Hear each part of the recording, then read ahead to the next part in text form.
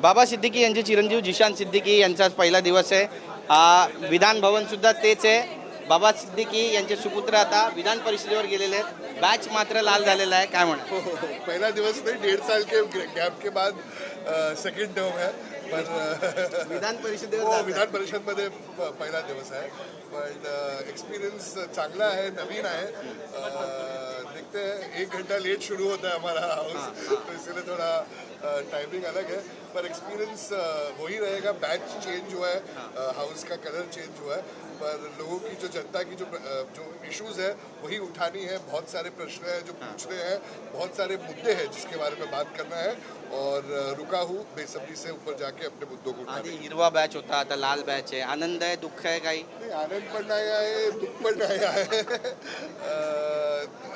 पिछले 1.5 साल में बहुत कुछ देखा है, सहा है, पर आगे अभी मौका मिला है लोगों के लिए बात करने का, और वही मौका लेके आगे बढ़ूंगा और लोगों के लिए जरूर काम करूंगा. कोणते कोणते मुद्दे जे उचलणं? बँड्राचा आता मुद्दा झाला, आपण पाहिलं झोपडपट्टी तुटली त्या ठिकाणी तुम्ही गेला. नवीन नक्कीच बँड्रा का मुद्दा भी उठाऊंगा. बहुत सारे इश्यूज हैं. अगर मैं मुंबई की बात करूं तो अनएम्प्लॉयमेंट से लेके पानी का जो इश्यूज है, रोड के इश्यूज है, जो लोगों के घर टूटे जा रहे हैं, उनको घर नहीं मिल रहे, बहुत सारे इश्यूज हैं. वो इश्यूज को लेकर मैं जरूर.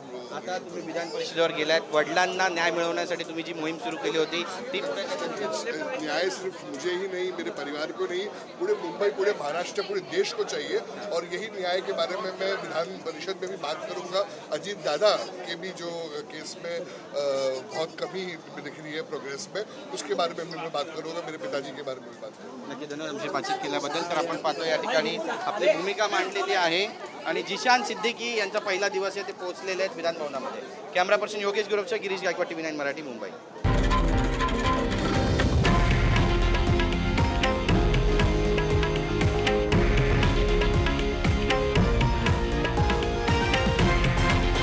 हे आहे देशातील नंबर 1 न्यूज नेटवर्क आणि आपण पाहत आहात TV9 मराठी, एकमेव.